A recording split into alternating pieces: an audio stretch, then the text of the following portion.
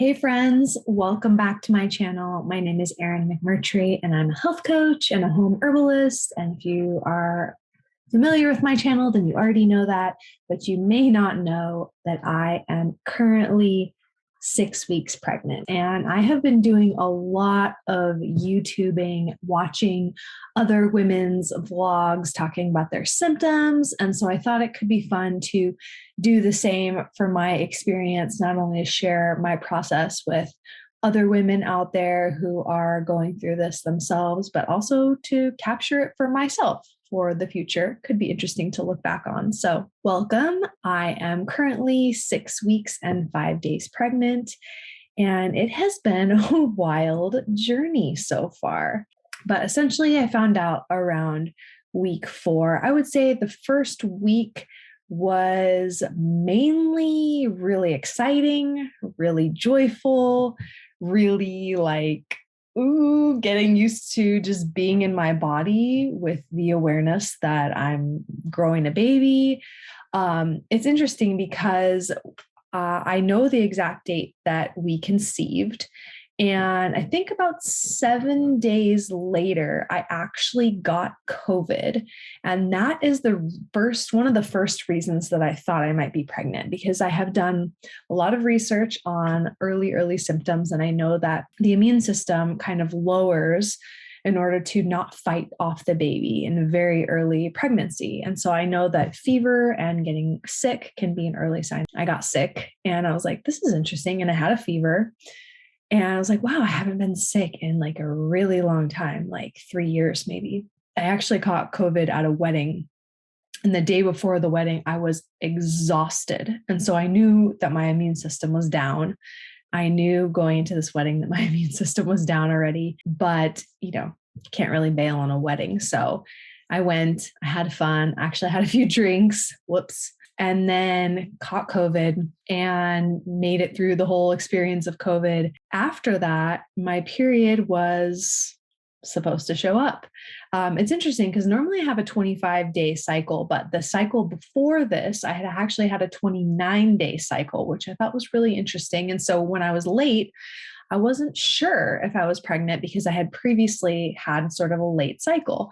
But I started to feel a little bit different. I started to notice just different subtle changes in my body and still exhausted, although I didn't know if that was from COVID or, what. So it was kind of hard for me to gauge how I was feeling because I was coming out of the experience of having COVID.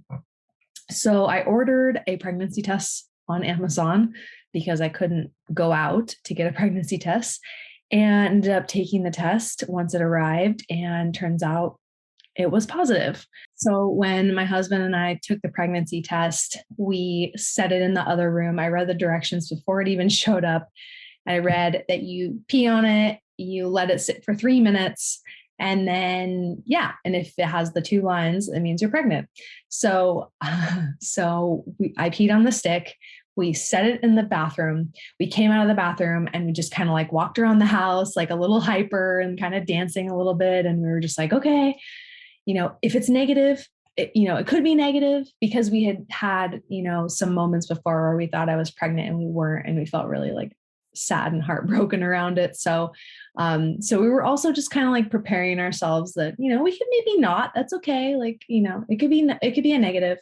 So we came back in the bathroom at the same time and looked at the pregnancy tests, and there were the 2 lines there. And I just like immediately started sobbing, and he just did like a fist pump, and we just kind of like fell in the bed and hugged, and we were crying and processing, and it was super sweet and beautiful. And I'm so glad that we had that moment together. So just for fun, I'll show you the positive pregnancy test.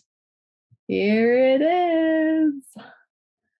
So I would say my first week that I knew, week 4, mainly I was tired, and mainly I was dealing with just sort of reminding myself that it's safe to be in my body, and just like mentally processing that this is happening. I'm someone who I really sort of freak out when I feel like I don't have control in my body. And so it's been an interesting dance and challenge for me to stay grounded, stay in my body, and trust that everything that I'm feeling is okay and that I'm safe.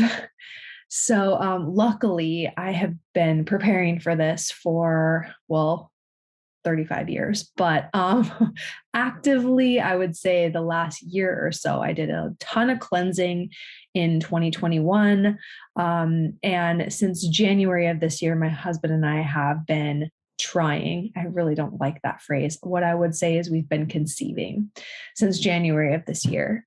So I have been off alcohol. I stopped smoking cannabis. And I've been highly supplementing with prenatal and my thyroid and my adrenals because they were, I had gotten them tested with a holistic practitioner that I work with, and I saw that they were kind of low. So I've been supplementing for that as well. So I've been preparing physically, but also mentally. I took a course called The Ultimate Guide to Freebirth, which is a course which teaches women to birth in their power and at home and even alone if they so choose, by the Freebirth Society. They are amazing. Even if you don't want to free birth or birth at home or birth alone, it's really an amazing course that teaches you all about the process of birth so that you can be empowered in your own choices and you can understand all of the choices that you have if you decide to engage with the Western medical system, so that you can really go into that environment educated and knowing what the different choices are and sort of having a sense of what it is they're going to offer you and what really all of those options are and mean. So I had taken that course. It's a video course. I had also read a few books. I read Anime Guide to Pregnancy and Childbirth. And I had been listening to, so the Freebirth Society also has an amazing podcast where women come on and share their birth stories. And so there is a lot of difficult stories in there, but there's also a lot of really powerful and potent and empowering stories that share about women who have birthed in power.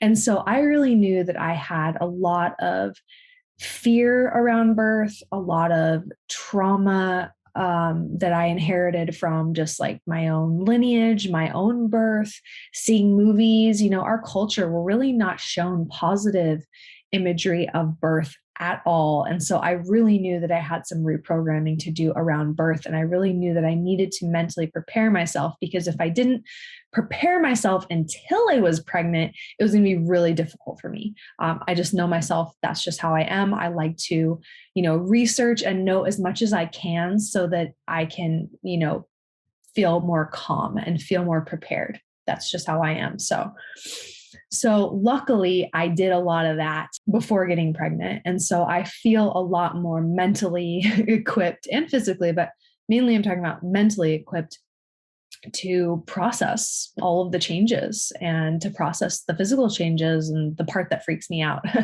And really going through the process of learning to trust birth and learning to trust my body and to know that this is a beautiful, natural process that all of my ancestors have gone through, that all of the women on the planet, for the most part, have gone through. And, birth works. If it didn't work, the human race would have ceased to exist. And so, it's interesting because a lot of my work as a health coach has been around trusting my body, listening to my body, and feeling safe in my body, because my body hasn't always felt like a safe space for me to be in. So it's just interesting how this has all come to fruition. So anyways, back to my symptoms. So I would say, week 4, right after I learned that I was pregnant, the first symptom that I noticed was, first of all, fatigue. Second of all, itchiness. So I know a lot of women have tender breasts. My breasts weren't tender. They were very itchy, as well as the rest of my body, which I looked up and apparently is a symptom of, the hormones, high levels of hormones, racing through the body essentially. So that was fairly normal. I did have a little small cramp on my left side, which I thought was an implantation cramp. Although when I looked it up, implantation cramping is supposed to happen about 7 days after ovulation. This was not. This was about 14 days after. So I don't know what it is, but I've been having a little bit of cramping on the left side, lots of itchiness. So that was week 4, 5. Then week 5, 6, I started to have like this, not nauseous. I won't, I don't think that I ever actually got nauseous, and I definitely never threw up. But I had sort of this like uneasy feeling in my solar plexus, like right here, that I just kind of felt like, ooh, I could be sick at any moment. And like it just kind of made me feel uneasy and kind of just yucky. I had that for probably a week or so. Very subtle, but for me, I can just feel so many subtleties in my own body. And it was just something that I always wanted to be laying down. I didn't want to, once I got up, I was fine.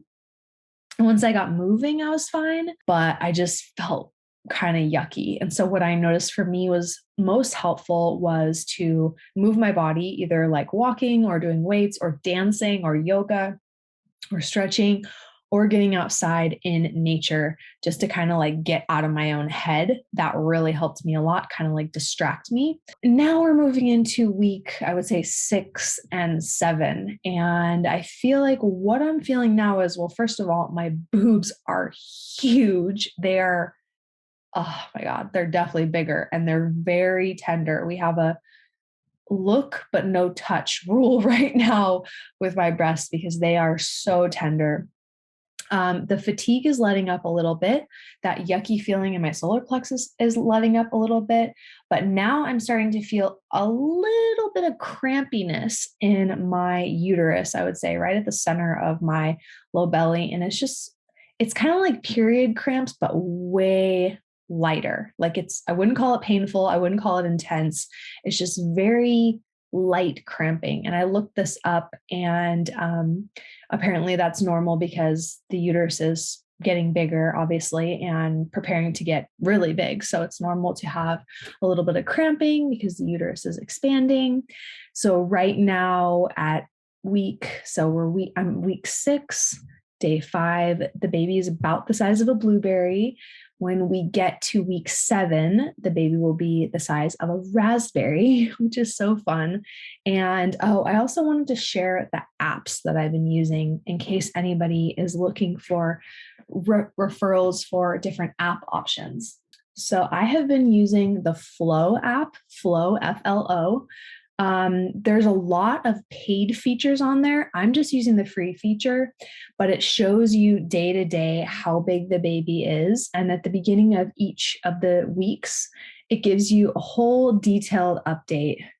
Let's see, about what's going on, the size of the baby. You can't really see it, but there's like this whole write-up about what's going on developmentally for the baby, which I find is really cool.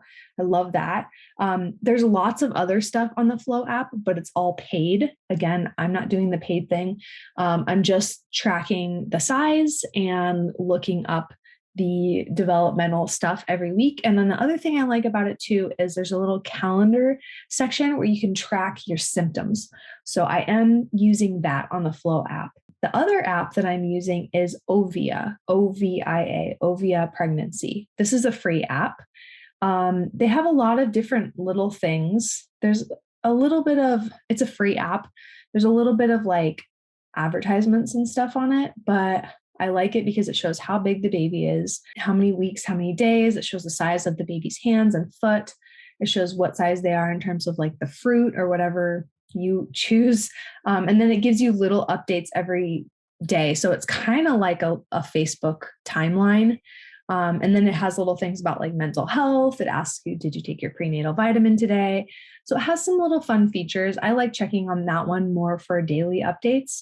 The Flow one I use more like once a week when I really want to learn about, what's going on. The Ovio one also has like a weekly video where they talk about what's happening every week. So I really like that. And the other thing I want to share that I haven't actually used yet, but I'm excited about is this app called Peanut, which you can find other pregnant women in your community to connect with. So I'm really looking forward to that because I don't have any friends right now that are pregnant that I know of.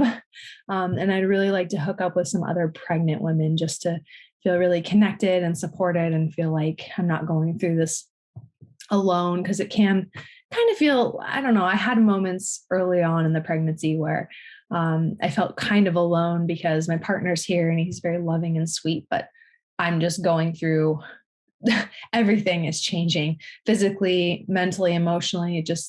It has felt like a lot. This week, I'm doing a lot better. I'm moving into week 7. Last week was really emotionally challenging. My fatigue was really high, and I had that really like yucky feeling in my solar plexus. So, the other thing I'll mention is about like food aversions. I haven't necessarily had any aversions, but I definitely notice it's interesting. Normally, I cook like 80 to 90% of my food and eat out maybe like once a week, maybe twice a week. I don't really eat out that much just because it's a lot healthier to cook your own food. But right now, I'm kind of grossed out by the food that I normally make, the food in my home. And all I want to do is just eat out, eat delicious food. And there's certain things like certain meats that kind of like just the thought of it, I'm like, ooh, I don't want that. And I want a lot of carbs. That's the other thing. I'm like really wanting bread, toast. I'm doing eggs and toast almost every day, which normally I don't do that. I'll do eggs like every once in a while. So yeah, interesting. There's some like food cravings, maybe you could call it that, some kind of food aversions, but mainly I've been wanting carbs, like saltiness. I found these like healthy Pringles at a health food store locally. Those were super good.